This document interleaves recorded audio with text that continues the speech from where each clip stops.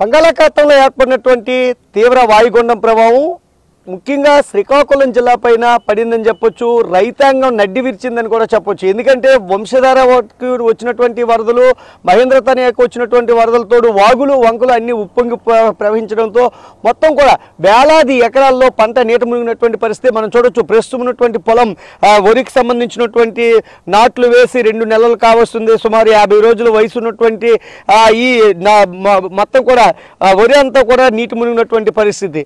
ఇవి కొంత దశకు వచ్చాయి. ఇంకా బాగుంటుందనే సందర్భంలో ఇలా వాటర్ అంతా వచ్చి ఇప్పుడు కానీ ఒక 4-5 రోజులు ఇదే పరిస్థితి కానీ ఉండేటటువంటి అవకాశం ఉంటే ఇప్పటికే రంగు మారేటటువంటి పరిస్థితి ఉంటుంది.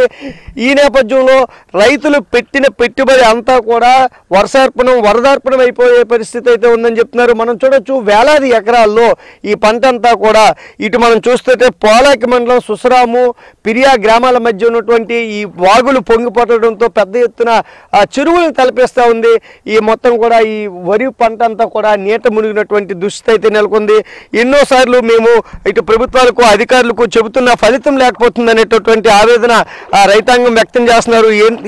మేము ప్రతిసారి రైతులుగా మేము చెప్పడం, సార్ మేము ఇలా పరిస్థితి ఇలా ఉందంటే అధికారులకు ఎన్నిసార్లు మొరపెట్టుకున్నా ఫలితం లేదనేటటువంటి విషయాన్ని అయితే చెబుతున్నారు.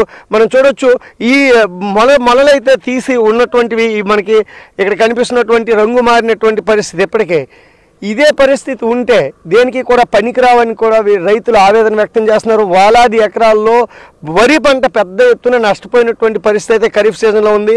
బాబు ఏ ఊరు, అసలు ప్రస్తుతం ఈ పరిస్థితి ఉంటుందా ఏంటి? ఇప్పుడు ఇలాగే ఉంటుంది. ఎవరు కూడా పట్టించుకోవడం లేదు. ఎంత ఇచ్చేసినా సరే ఎవరు కూడా పట్టించుకోవట్లేదు. వాళ్ళకు ఉన్నది తెలియదు. మనం ఎంత చెప్పినా సరే ఎవరు పట్టించుకోలేదు. రాజకీయ నాయకులు అయితే పక్కా దొంగనా కొడుకులేదు కాదు. ఇప్పుడు ఎంత మీరు రైతులు పెట్టుబడి ఎంత పెడుతున్నారు ఉడుపులకి? ఇక్కడ కట్టడం ఇది పెద్ద ప్రాబ్లం. ఇది వీటి వల్ల మొత్తం మేకం పోతుంది. ఈ రొయ్యల చెరువులు ఇవన్నీ చేసి మొత్తం మేకం కూడా పోతుంది.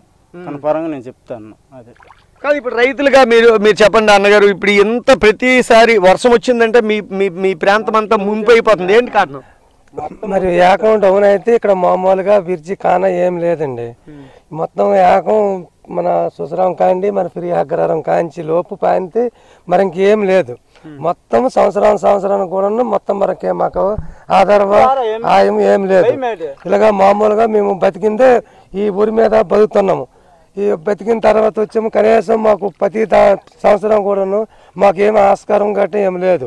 ఇక దయండి ఆ ప్రభుత్వం తరఫున ఏదో మాకు సహాయంగా చేస్తే మేము అదే కోరుకుంటున్నాము. ఇప్పుడు మీ దగ్గరకు వచ్చి పంట ఎంత నష్టమైంది ఏంటైంది లెక్కలు ఏమైనా అధికారులు చూసారా? మీకు ఏమైనా అడిగారా? ఎవరు కూడా పట్టించుకోవడం లేదు. కనీసం నవ్వుతున్నాడు అక్కడ.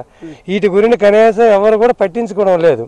వెళ్ళడము మామూలుగా ఏదైనా సరే అనుకుని అనేసి వీటికి కనీసం ఏది కూడా మా సాయంగా ఏం లేదు. ఇక ముఖ్యంగా రైతు ప్రస్తుతం మనతో మాట్లాడుతూ ఒక మాట అన్నాడు. ఆయన మీదున్న ఆయన నవ్వుతున్నారు అనే విషయాన్ని కూడా ఆయన చెప్తున్నారు. ఎందుకంటే ప్రతిసారి కూడా రైతులకు కష్టాలు చెప్పడము తప్పించి ఫలితం లేకపోతుంది. ఆ ఫలితానికి ఆశించి భంగపడమే అవుతుందని చెప్తున్నారు. ప్రతి ఏటా మనం ఈ ప్రాంతంలో వరద ముంపుడు అవ్వడం, ఇక్కడికి రావడం, ఈ కష్టాలు తెలుసుకోవడం, ప్రజలకు ప్రభుత్వానికి చేరవేసే ప్రయత్నం అయితే చేస్తున్నటువంటి పరిస్థితులు అయితే ఉన్నాయి. ప్రతి ఏటా కూడా వరద వస్తే మేము ముఖ్యంగా పంట అంతా కూడా కోల్పోవలసి వస్తుందని అయితే ఈ రైతాంగం చెప్తున్నారు. ప్రభుత్వం ఎప్పటికైనా కళ్ళు తెరవాలి. మా ప్రాంతంలో ఉన్నటువంటి పంట నష్టాన్ని ఎన్యూమరేషన్ చేయాలి, పరిహారాన్ని అందించాలని అయితే రైతులు చెప్తున్నారు. లక్షలాది రూపాయలు పెట్టుబడులు పెడుతున్నాము, ఆ పెట్టిన పెట్టుబడి అంతా కూడా అప్పుల పాలయ్యే పరిస్థితి ఉంది. దయచేసి ప్రభుత్వం అధికారులు మా రైతులపైన ఒక ఏదైతే రైతులపైన దయ చూపించాలనే విషయాన్ని అయితే వీళ్ళు కోరుతున్నారు. Camera person Suresh, BS Naidu, NTV, Srikakulam.